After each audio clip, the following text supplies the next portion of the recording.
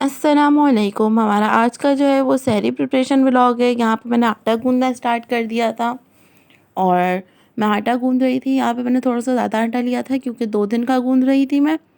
और यहाँ पे हमारा आटा अगर आप लोग को थोड़ा सा जो है ना ब्राउन ब्राउन सा लग रहा हो तो वो इसलिए लगेगा क्योंकि ये जो है प्रॉपर चक्की का आटा है।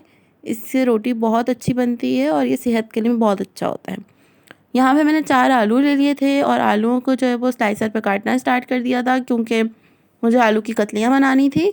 और मैं ज़्यादा नहीं बनाई थी, मैं सिर्फ 4 आलू की बनाई थी कि बस एक डिश की जितनी बन जाए, इससे ज़्यादा की हमें नीड नहीं थी बिल्कुल भी।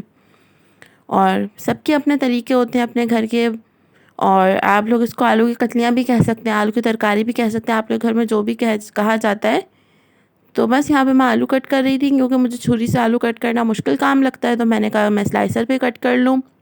और यहाँ पे मैंने आलूओं को पानी में भिगो दिया था और एक प्लेट में अपने सारे इंग्रेडिएंट्स निकाल लिए थे, जिसमें ज़ीरा था, नमक, हल्दी, कुटी हुई लाल मिर्चें और गोल वाली लाल मिर्चें। उसके बाद मैंने पतीली में ऑयल डाल दिया था। ऑयल को हमने अच्छे से गर्म करना है। ऑयल मैं वेट कर रही थी कि जितनी देर में ऑयल गर्म हो जाए। ऑयल गर्म हो गया था, फिर मैंने इसमें जो है लाल मिर्चें डालना शुरू कर दी थी। और हम लाल मिर्चें पहले इसलिए डालेंगे क्योंकि लाल मिर्चों को थोड़ा सा फ्राई होने में 3 से 4 मिनट लगते हैं। उसके बाद हम इसमें बाकी के इंग्रेडिएंट्स डालेंगे क्योंकि बाकी के जो हमारे मसाले हैं वो तो बहुत जल्दी से पक जाएंगे।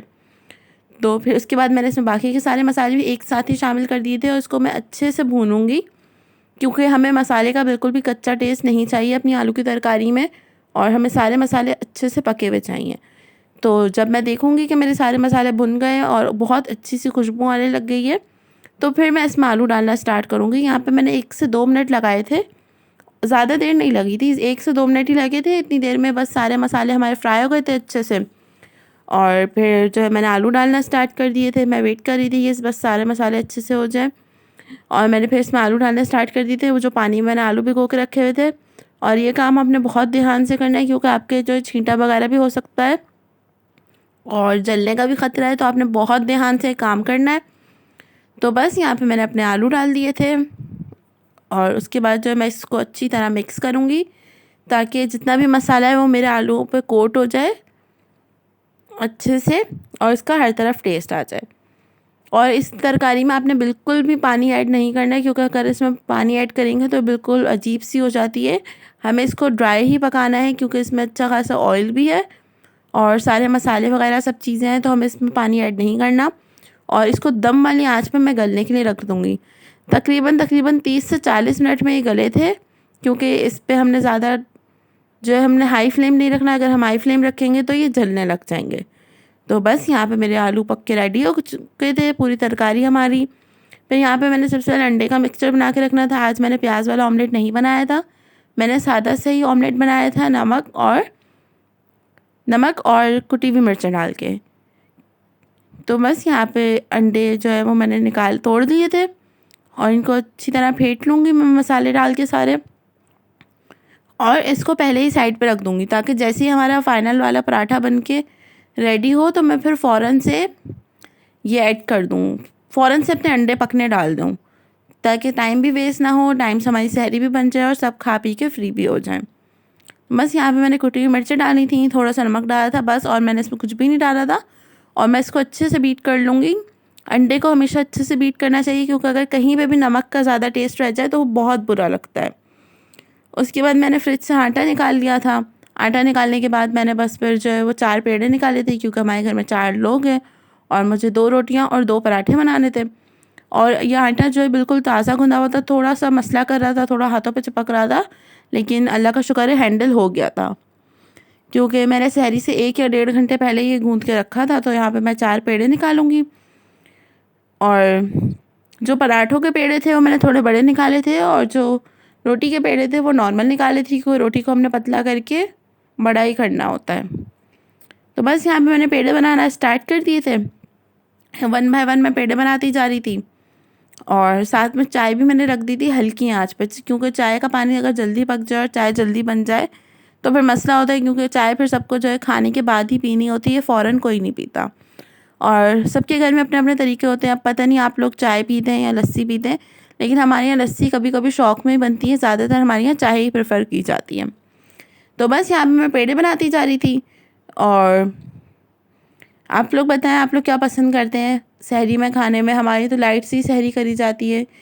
शामी कबाब वगैरह तो अभी बने नहीं हैं, क्योंकि जो है वो बीफ में जो डिज़ीज़ वगैरह आई हुई है, तो इसलिए जो है कोई ला नहीं रहा बीफ वगैरह, तो चिकन ही आ रही है ज़्यादातर। और चिकन के शामी कबाब इतने ज़्यादा कोई पसंद नहीं करे जाते हमारे घर में। लेकिन मैंने सोचा है कि अभी मैं चिकन के शामी कबाब भी बना के रखूँगी, क्योंकि कुछ ना होने से कुछ होना तो बेहतर है। तो बस यहाँ पे मैं पेड़े बना रही थी और साथ साथ आप लोगों से बातें भी करती जा रही हूँ। और अगर आप लोग को ये वाले व्लॉग्स पसंद आ रहे हो तो मुझे ज़रूर बताइएगा, मैं और भी रिकॉर्ड करूँगी ताकि आप लोग को अच्छा लगे। और फिर यहाँ पे मैं पेड़ों को हाथ से बराबर कर रही थी, इनके किनारों को थोड़ा पतला कर रही थी, क्योंकि बेलन से वो पतले नहीं हो पाते जो हम अपने हाथ से इनको पतला कर लेते हैं। हाथ से पतला करने की बात ही अलग होती है। मैं अपनी नानी को देखती थी, वो हमेशा इसी तरह हाथ से रोटी को पतला करती थी। और वो तो खैर उल्टे तवे की रोटी बनाती थी, वो रोटी तो बहुत मज़े की होती थी। ये वाली तो हम लोग तो सीधे तवे की बनाते हैं। और आप लोग मुझे बताइएगा कि आप लोग आटे में क्या क्या ऐड करते हैं। हमारे यहाँ आटा सिंपल ही गूंदा जाता है, अगर कभी बहुत हुआ तो नमक वगैरह ऐड कर दिया, थोड़ा सा ऑयल ऐड कर दिया।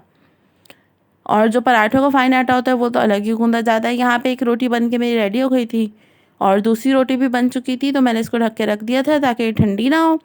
और बस फिर मैं अपने पराठे बेलना शुरू करूँगी। आज मैंने सोचा कि मैं एक पराठा जो है वो बल वाला राउंड पराठा बनाती हूँ और दूसरा जो है वो मैं स्क्वायर शेप में बनाती हूँ। वैसे ही मेरा दिल चाह रहा था, वैसे टेस्ट में कोई फ़र्क तो होता नहीं, दोनों पराठे एक जैसे ही होते हैं, राउंड बनाए या वो बनाए। तो सबसे पहले मैं शायद राउंड वाला ही बेल रही थी, ये राउंड वाला पराठा मैं बेल रही हूँ यहाँ पे। और सबसे पहले हमने रोटी को पूरा बड़ा कर लेना है, उसमें हमने शेप की परवाह नहीं करनी, क्योंकि आखिर में हमने इसमें बल ही देने हैं। जब हम बल देंगे तो उसके बाद ऑटोमेटिकली हमारा पराठा पूरा राउंड हो जाएगा। यहाँ पे मैं थोड़ा सा घी लगाऊंगी, तकरीबन तकरीबन 1/2 टेबल स्पून जितना, हमने ज़्यादा घी नहीं लगाना है वरना हमारे पराठे फटने लग जाते हैं। मैंने एक बड़ी सी रोटी बेली थी, उसके बाद उस पर घी लगाया और यहाँ पे मैं इसके जो लच्छे बना रही थी। इसको इसको स्नैक शेप भी कहते हैं, लच्छे भी कहते हैं, आप लोग जो कहते हैं। और बस इसको मैंने फिर बेल लिया था अच्छी तरह से बड़ा करके, और मैं इसको जो है घुमा के और साइड पे रख दूँगी ताकि इतनी देर में थोड़ा सा सेट हो जाए। और जब तक मैं फिर जो है अपना दूसरा वाला पराठा बनाना शुरू कर दूँगी। दूसरा वाला मैंने स्क्वायर शेप में बनाया था, इसको स्क्वायर शेप में बेल लिया था। इसको भी मैं पूरा पहले बड़ा करूँगी और फिर जो है घी लगा के इसको स्क्वायर शेप दे दूँगी। और बस फिर इसको मैं पहले बड़ा कर लूँगी, उसके बाद फिर मैं इस पर घी लगाऊँगी और फिर मैं स्क्वायर शेप दे दूँगी। साथ में इतनी देर में चाय का पानी भी पकने वाला हो रहा था, तो मैं कोशिश करती हूँ साथ के साथ ही सारे काम मुकम्मल हो जाएं और सहरी भी टाइम से हो जाए, ताकि सहरी के बर्तन नमाज से पहले ही धो लिए जाएं, ताकि नमाज में कोई मसला ना हो और पहले हमारा किचन साफ़ हो जाए। क्योंकि अगर सहरी के बाद करो फिर नमाज के बाद हिम्मत नहीं रहती और फिर सुबह तक जो है वो फिर लेट हो जाता है। यहाँ पे मैंने अपने पराठे को स्क्वायर शेप दे दिया था और इसको अच्छी तरह से दबा के, ताकि कहीं से भी टूटे या फटे नहीं, इसको मैंने साइड में रख दिया था। उसके बाद मैंने अपनी जो है वो गोल वाली जो रोटी बना के रखी थी पराठा, जिसमें लच्छे डाल के, इसको मैं बनाना स्टार्ट कर दूँगी। आप लोग देखिएगा इसमें माशाल्लाह माशाल्लाह कितना अच्छा इसका शेप आएगा और ये खुद ही पूरा राउंड होता जाएगा। हमें बिल्कुल टेंशन नहीं होगी कि हमारा पराठा राउंड हो रहा है या नहीं हो रहा। और अगर कुछ लोगों को रोगनी रोटी पसंद होती है तो सेम इसी तरह से वो रोगनी रोटी भी बना सकते हैं, वो भी बहुत अच्छी लगती है। बस आपको उस रोटी को अच्छी तरह से कुक करना होता है ताकि वो बिल्कुल भी अंदर से कच्ची ना रहे। यहाँ पे मैं थोड़ा थोड़ा जो है वो जो है साथ साथ में खुश्की लगाती जा रही थी, ताकि मेरी रोटी बिल्कुल भी फटे नहीं और अच्छी तरह से बेल ली जाए। और बस यहाँ पे मैंने अच्छी से पराठे को अपने बड़ा कर लिया था और तवे को भी हमने जो है गर्म करके रखना है। हमने ठंडे तवे पे अपना पराठा नहीं डालना, क्योंकि अगर हम ठंडे तवे पे पराठा डाल देंगे तो वो चिपक जाएगा और अकड़ जाएगा और बिल्कुल भी अच्छा नहीं बनेगा। यहाँ पे रोटी हमारी अच्छे से बिल चुकी थी, तो बस फिर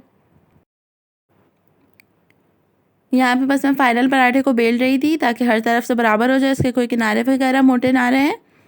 और ज़्यादा पतले पराठे हमारे घर में पसंद नहीं करे जाते, क्योंकि वो एक्स्ट्रा क्रिस्पी हो जाते हैं और वो फिर सही से खाए नहीं जाते। इसलिए मैं अपने पराठे को थोड़ा सा मोटा रखती हूँ, ज़्यादा नहीं, हल्का सा मोटा। और बस यहाँ पे अच्छे से हमने पराठे को बेल लिया। और यहाँ पे आप लोग सोच रहे होंगे मैंने नीचे कपड़ा क्यों बिछाया हुआ है, तो मैं नीचे कपड़ा इसलिए बिछाया हुआ है क्योंकि हमारा जो किचन काउंटर है वो मार्बल का है, तो वो स्लिप होता है, इस पे जो बेलन चकला होता है वो स्लिप होता है, इसलिए हमने यहाँ पे जो है कपड़ा बिछा देते हैं ताकि स्लिप ना हो, हमारी रोटी अच्छे से बन जाए। बस यहाँ पे मैंने इतने जो है पराठा जो है तवे पर डाल दिया था कि सेकने लग जाओ। हमने पराठे को पहले सेकना है, उसके बाद हमने घी लगाना है। यहाँ मैं आप लोगों को कैमरा उठा के दिखा रही थी कि हमारा पराठा तवे पे चला गया है। फिर जो है सब ये सिक गया था, फिर मैंने उतार के फिर दूसरा जो स्क्वायर वाला भी डाल दिया था। और स्क्वायर वाले पराठे को मैं अच्छी तरह जो है वो फिर सेकने के बाद फिर मैं घी में इसको फ्राई कर रही थी। बहुत ज़्यादा घी मैंने नहीं डाला था, थोड़ा सा ही घी डाला था। असल में किचन में लाइटिंग बहुत ज़्यादा अच्छी है ना, तो इसलिए आप लोग को लग रहा है कि पराठा इतना शाइनी हो रहा है, तो ये घी से शाइनी नहीं हो रहा, ये लाइट की वजह से शाइनी हो रहा है। तो हमने पराठे को अच्छी तरह से घुमा घुमा के सेक लेना है हर तरफ से, ताकि हमारा पराठा कहीं से भी कच्चा वगैरह ना रह जाए। और इस पराठे को फिर मैं उतार के प्लेट में रख दूँगी। उसके बाद मैं फिर अपना राउंड वाला डाल दूँगी जो मैंने पहले सेक के रखा था। अब इसको फ्राई करूँगी घी में। अगर आप लोग चाहते हैं कि मैं आप लोग को अलग से पराठे बनाना सिखाऊं, तो मैं उसकी एक सेपरेट वीडियो बना दूँगी, क्योंकि उसकी पूरी टिप्स एंड ट्रिक्स होती हैं, तो व्लॉग में तो वो कवर हो नहीं पाती। तो यहाँ पे मेरा दूसरा पराठा भी ऑलमोस्ट रेडी होने ही वाला था। मैंने इस तरफ से देखा तो ये नहीं हुआ था। इस टाइम पे पता नहीं क्यों गैस जो है वो रोज़ इशू करने लग जाती है, गैस बहुत स्लो आ जाती है, या स्लो नहीं भी होती तो वो गैस में जान नहीं होती। तो बस यहाँ पे मैं पराठे को अच्छे से सेक रही थी। देखें कितना प्यारा कलर आ रहा है माशाल्लाह से पराठे पे। बहुत ज़बरदस्त पराठे बने थे, बहुत अच्छे, और सबको पसंद भी बहुत आए थे। स्पेशली आलू की तरकारी के साथ ये पराठे सहरी में बहुत अच्छे लगे थे। यहाँ पे मैंने दूसरा पराठा भी अपना उतार लिया था। उसके बाद मैंने तवे पर अंडा डाल दिया था। देखिए कितनी आसानी हो जाती है अगर हम पहले से मिक्सचर बना के रखें कि एक के बाद एक काम हो जाते हैं और कोई मसला भी नहीं होता। और अंडा मैंने थोड़ा फ्लफ़ी से ही बनाया था। मैंने एक ही साथ 2 अंडे डाल दिए थे, क्योंकि थोड़ा फ्लफ़ी अंडा ही अच्छा लगता है, बहुत ज़्यादा बारीक कच्चा नहीं लगता। और इतनी देर में चाय का पानी भी खौल गया था, तो फिर मैंने इसमें पत्ती डाल दी थी और मैं इसको थोड़ा सा बीट कर रही थी चाय के पानी को। और हमारा अंडा भी पक के रेडी हो चुका था। और यहाँ पे जो है पराठे भी हमारे रेडी हो चुके थे माशाल्लाह से। रोटियाँ भी रख दी थी बना के और दस्तरखान लगा दिया था मैंने फिर। और हमारी रेसिपी सारी तैयार हो गई थी। और आपको व्लॉग पसंद आया हो तो ज़रूर लाइक शेयर एंड सब्सक्राइब कीजिएगा। और चैनल पे दूसरी वीडियोस भी हैं, अगर वो देखनी हो तो वो भी देख सकते हैं। और फाइनल काम तो बस फिर चाय होता है सहरी में।